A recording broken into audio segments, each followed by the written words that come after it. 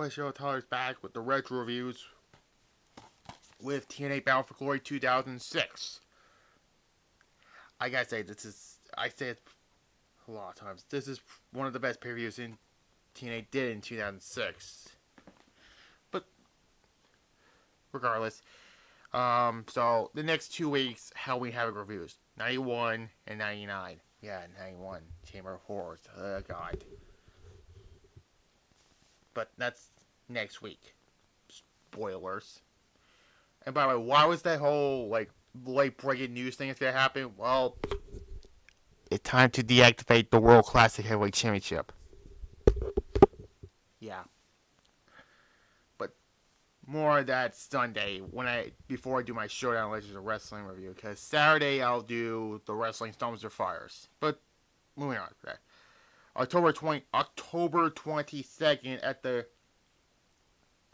Commuware Sports Arena in Detroit, basically, because they market it as Detroit, but yeah.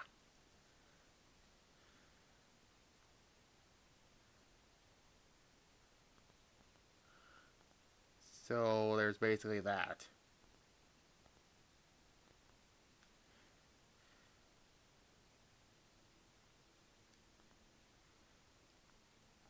So basically, this main event is headlined by Jeff Jarrett versus Sting with Kurt Angle as the special enforcer. Which, if you saw last month in No Surrender, Kurt Angle made a video. There was a video package of Kurt Angle making his debut there, and as you know, he left during the whole when they did the whole ECW reboot, which left at the right timing, perhaps.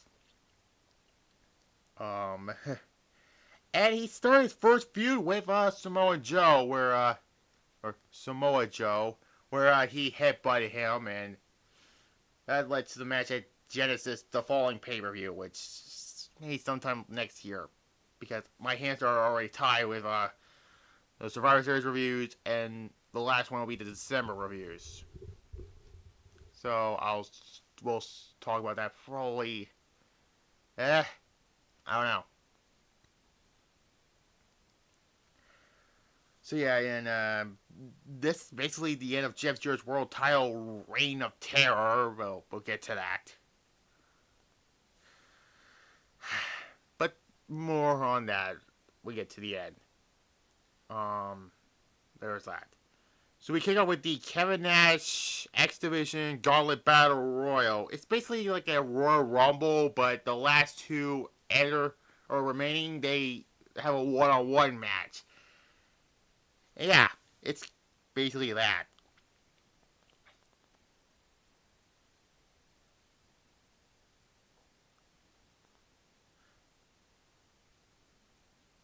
But regardless of that.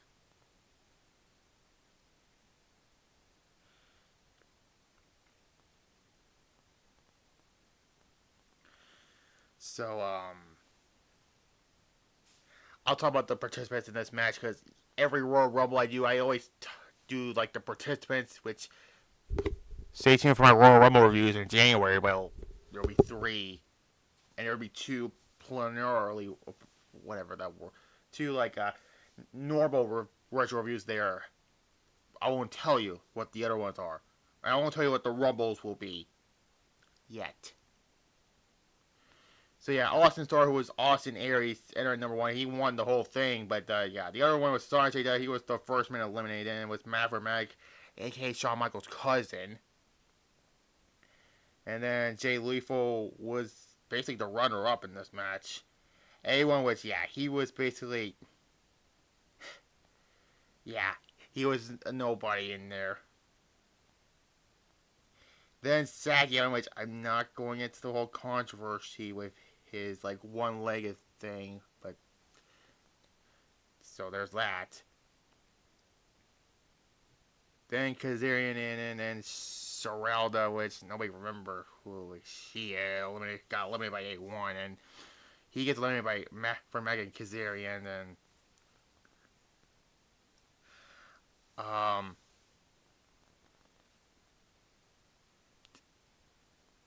then there was Shark Boy coming in next, and then Alex Shelley was number 10, and number 11 was D-Ray 3000, which they eliminated, I believe, yeah. Um, Johnny Devine was in next, and Sagal got eliminated next, and then Kazarian was the next one to get eliminated. And then D-Ray 3000 was eliminated, then followed by Shark Boy.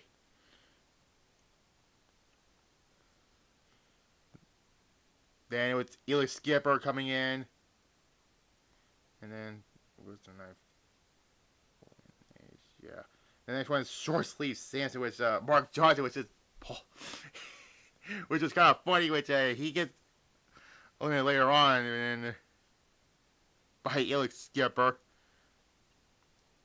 And then Norman Smiley was number 15, and then number 16 was Pete Williams. And then Mark Johnson decided to go in the ring and eliminate Eli Skipper. Then he gets eliminated, but he was not actually a participant in the match. So, despite being a Kevin Nash, like, he was doing commentary during this whole thing, which was kind of funny because, Kevin Nash is, yeah.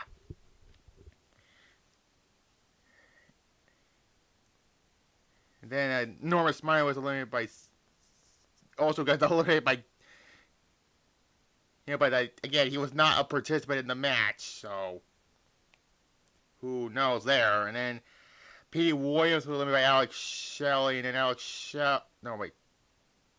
The 13th, who was the 13th elimination? Charlie Define, and then Alex Shelley, which there are reports that it's been obvious that he and Chris Sabin as the Mortal Machine Guns are going to be in WWE, which honestly it was a good choice, but shh. No spoilers for SmackDown, okay? And then Austin Theory last eliminated Jay Lethal by a pinfall, which yeah, it was a fun match. So yeah, I give it a 7 out of 10 for this whole match. It was fun for what it was.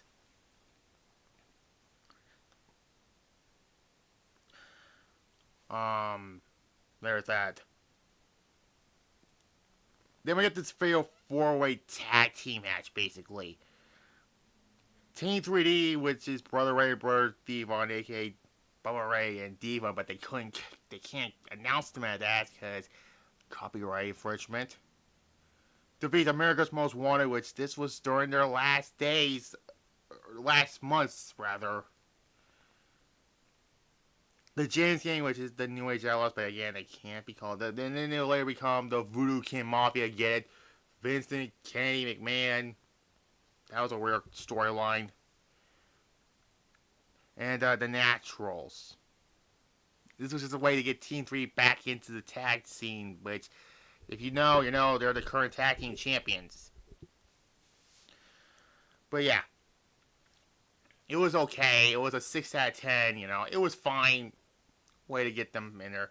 But also, around this entire show is sponsored by Mortal Kombat Armageddon, which, I reviewed that game already. 2006 had a lot of video game releases. From SmackDown vs. Raw 2007, Mortal Kombat Armageddon, Nicktoons Battle for Volcano Island. Those 3 I just mentioned, but yeah. Anyways, then we get a Monsters Ball match with Jake the Snake as the special guest referee. I don't know why Jake Roberts was the ref in this match, but I don't know why. Samoa Joe defeats Abyss, Brother Ron, which is Spike Dudley, by the way, if you know, and Raven.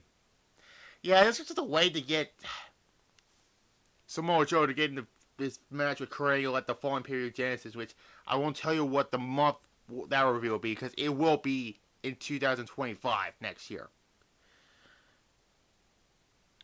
Speaking of which, when Angle, by the way, this was a really fun match. An 8 out of 10, I'll give it. Abyss they did the whole thing where he grabs Brother Ron, and Jake Roberts was just fearing for this, which is kind of funny. But again, why was he the ref in this match? He throws Brother Ron into the fans, and yeah, doing a whole ECW thing with him. Yeah, it was a fun match. And then sometime later on, Kurt Angle was talking with Jim Cornette, and then led to Samoa Joe running in, and they had a brawl, which the crowd ate it up. And yeah, I believe it was after this next match, which is the worst match on this show. Loser gets fired match. Eric Young defeats Larry Sabisco. I'm not going to full detail about it because this match did not need to be on the card. And it sucks because this is a great show, but this is the one thing that kind of hurts this show. 1 out of 10. 1 out of 10. Um, and yeah, just the whole Eric Don't Fire Eric storyline was funny, but this is a match that should be on Impact, not on a pay-per-view. But regardless, they had to get a match to fill up the 8 match, but you should have a 7-match card, honestly, but whatever. Then there was that fight I already mentioned, but that's not mentioned here, but anyways.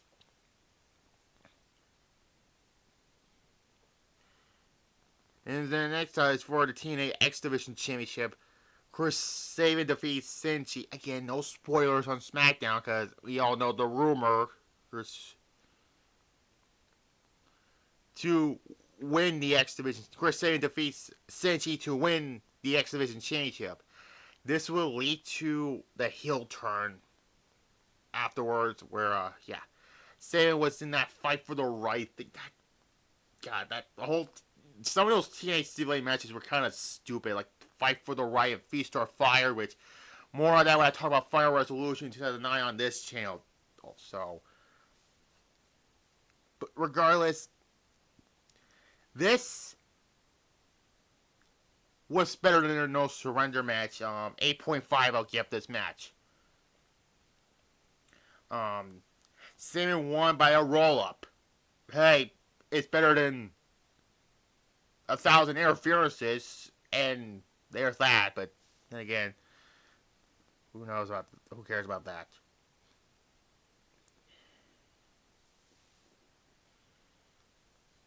Anyways, next up we got an 8-mile street fight. Christian Cage defeats Rhino.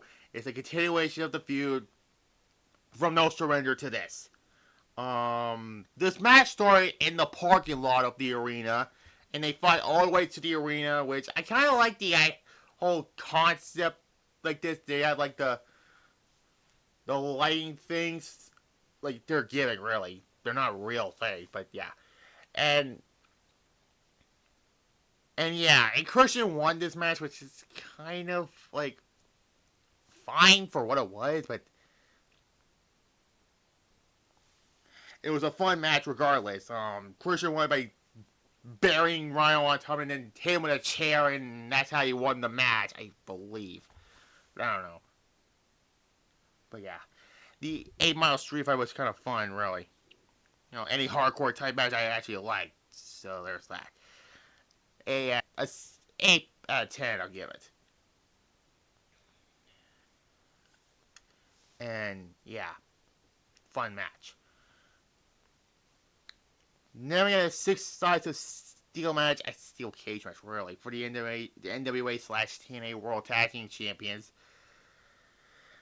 LAX defeats AJ Styles and Christopher Daniels to win the tag team titles back, because Hard Justice, they had a match there. Then LAX won the tag titles on Impact in a street fight type match. In No Surrender, they won. AJ and Daniels won back the titles in Ultimate X, and this was the blow up, and this was one of the best tag team feuds of 2006, and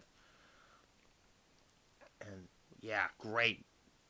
This is the best match of the night, 9.5 out of 10, and AJ Styles did a freaking crossbody off the cage, and this was basically the end of the tag team between Styles and Daniels, mostly because by late 2006, AJ went to heel mode, turned heel, and then became a little wacky, even though he's trying to be a little funny by being wacky, but there's that. And then the main event, title versus career match for the NWA/TNA World Heavyweight Championship, with Kurt Angle as the special outside enforcer. Sting defeats Jeff Jarrett a wild slapnuts appearance by submission to win the world title. And yeah, this was a really good match. it's kind of the end of Jeff Jarrett's reign of terror. This was basically the end of Jeff Jarrett as a world title, basically. The whole reign of terror thing is bullshit, really. This led to, Sting winning the title here, and unfortunately his run will be short-lived because he will lose the title to Abyss at the following pay-per-view, which, spoiler alert. But, it was a good match. Angle did his role with the Special Enforcer well. Jarrett hit Sting with the guitar. Sting no-sold it. Scorpion Deathlock. Jeff Jarrett taps out. And new world champion Sting. And Jeff Jarrett will not be around much longer until April of 07, which, yeah. So, I give this 8 out of 10. I'll give it an 8 out of 10. So, there's that. Overall, this was a very great pay-per-view. Other than one match that was Larry Sabisco and Eric Young, this gets a 9.6 out of 10. Yeah. Yes, this was a great pay-per-view. But next week, Halloween Havoc 1991, and then the week after, Halloween Havoc 1999. So those are the next two we're going to talk about. So like this video, comment below, subscribe to this channel, and click the notification bell as well as my main channel so you'll see tomorrow's SmackDown review. And more of that. And that late breaking news thing on Sunday before my Showdown Legends of Wrestling review. Goodbye.